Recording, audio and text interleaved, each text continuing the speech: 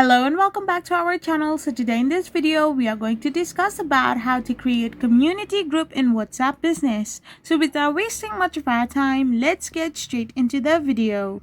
So for this, all you need to do is simply tap and open your WhatsApp.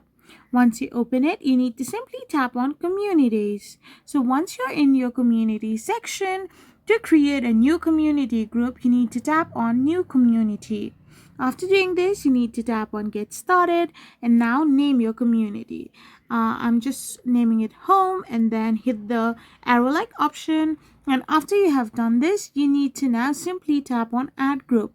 Here you can simply add existing groups, or you can also manage people out here.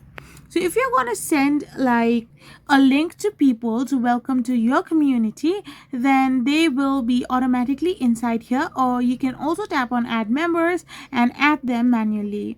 So this is how you create community group in WhatsApp Business. I hope you found this video helpful. So don't forget to hit that subscribe button and to give us a thumbs up. We will be back again with more informative videos. Thank you on watching.